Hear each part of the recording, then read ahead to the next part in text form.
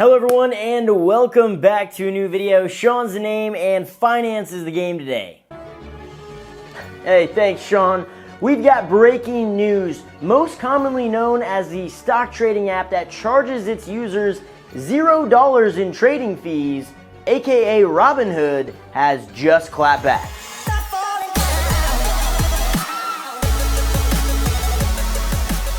Yes, so if you don't know what Robinhood is, pause the video, go in the description of this one, click the link down there to take you to my original Robinhood video where I break down exactly what the company and the app is all about. Once you watch that video, come back to this one and press play. So in case you don't know, Robinhood announced something that made some serious headlines about 10 months ago. Yeah, we're talking about their 3% cashback checking and savings account. When they first announced this, it blew everybody's minds, including some big dogs who immediately shut them down. But anyone who knew what Robinhood was immediately signed up for this because 3% cashback on a checking and savings account is absolutely unreal. So unreal that it was a bit too good to be true. Immediately after they announced their checking and savings account, the SBIC basically said, "What the f*** are you thinking, Robinhood? You cannot do this. This money will not be SBIC insured," and it basically killed the dreams of Robinhood for their checking and saving accounts. Or did they? Earlier this week, they announced something entirely different than a checking and saving account that they announced 10 months ago. It's a cash management account. Completely different than a checking and savings account, because a checking and savings account doesn't manage your money. Bruh. And the debit cards you get for your cash management account are entirely different than the cards you would have gotten for your checking and savings account. But yeah, basically the SBIC states that they only protect cash that is deposited with a brokerage firm for one limited purpose, and that is to purchase securities, not to pay your bills out of a checking and savings account. So this time around, Robinhood has learned their lesson and they have partnered up with some big dogs in the industries like Goldman Sachs, Citibank, the saint of a bank that never does anything wrong, Wells Fargo, and other big names like HSBC Bank and US Bank. Basically, this money in your cash management account is now FDIC insured, up to $250,000 per affiliate bank, which equates to $1.25 million in total. Now the real question is, if you are able to drop $1.25 million into this cash management account, should you do it? I mean, while 2.05% isn't that fat, juicy, yummy 3% we are all hoping for with the checking and savings accounts that were announced earlier this year, it is still pretty impressive considering most major banks would only give you about half that in a money market account. But there's a catch. There's always a catch in the financial industry because it's all about that money, baby. If you're making money, someone else needs to be making money. So what's the not so sexy thing about this new cash management account? Well, for starters, it's not a guaranteed 2.05%. It could vary depending on the banks. So let's say you drop that $1.25 million to your bank account and you're thinking, yeah, I'll make like $25,625 this year for literally doing nothing. But then after about a month or two, that 2.05% goes down to 1.55%. Okay, now you're only making $19,375 this year. Still not bad, but now we're below the rate of 2% inflation, and that $1.25 million could definitely be invested elsewhere with way better returns that could be just as safe. Now, this isn't to say that the 2.05% rate couldn't go up. It definitely can. But just know that this is a variable rate and it's not something that's set in stone where you sign on the dotted line and you're guaranteed 2.05% on this account. Another thing I want to touch on real quick, and this isn't necessarily a con to the Robinhood cash management account, but it's the fact that that 2.05% is calculated over the course of an entire year. It's not calculated over the course of a month because a lot of people will do the math out on how much money they have and say, oh, I'm making 2.05% on 10 grand every single month. Oh my God, I'm going to be super loaded. Not the case. It's calculated over the course of the year. You're just getting paid out every single month on that earnings for the year.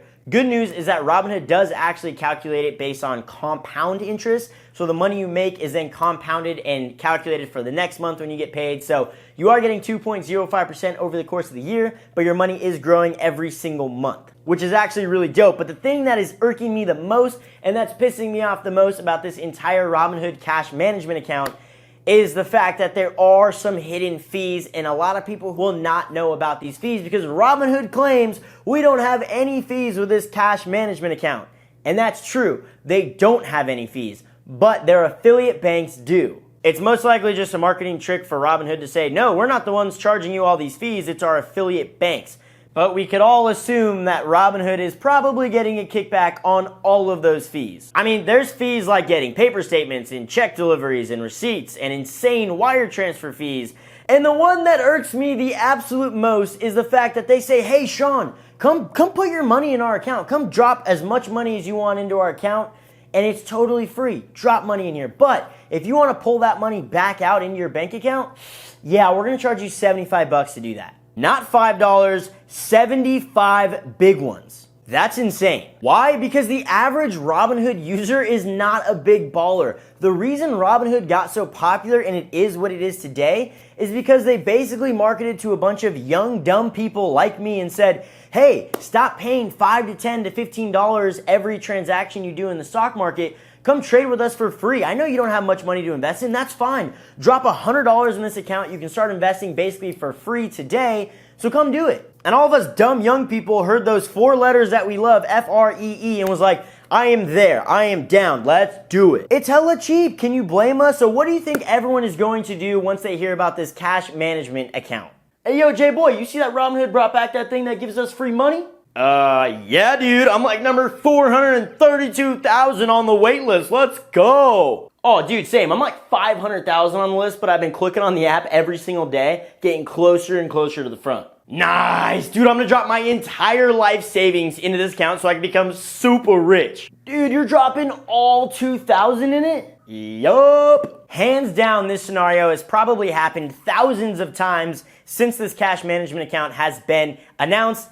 And the sad thing about it is if you drop $2,000 in this account, after an entire year, you're only going to make $41. If you don't spend any of the money in your cash management account, which is going to be super hard because we're all going to get these badass and trendy cards that we're going to want to show off and use. So let's say you get this cash management account and then after 12 months you go, you know what, I want to go buy a Tesla because I'm young and dumb and that sounds like a lot of fun. You go to get a Tesla, which we all learned that it only costs $2,500 up front. Watch that video if you haven't seen it. But we go, okay, let me just transfer some money from my Robinhood account back into my bank account so I can go buy this super sick Tesla. Oh, I have to pay $75 to get my money out of this account. Well, I only made $41, so technically now I'm taking a loss on this cash management account. And I guarantee you this is going to happen to probably hundreds of thousands of users who use Robinhood because most people will not know about this $75 withdrawal fee. And I already know a lot of people are going to say, well, Shawn, who really cares? You have a debit card. Go use that card and make your purchases that way.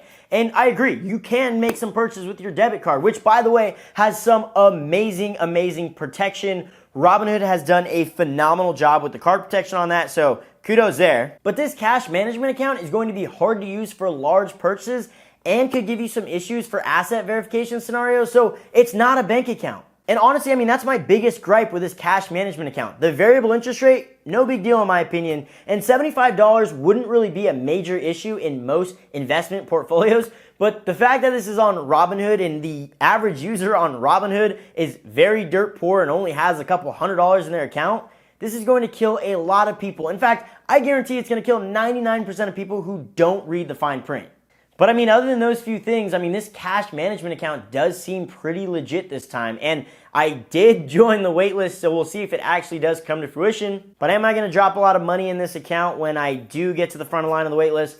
I don't know. I think I will because a lot of my money right now is in a money market account that only earns me about 0.5%.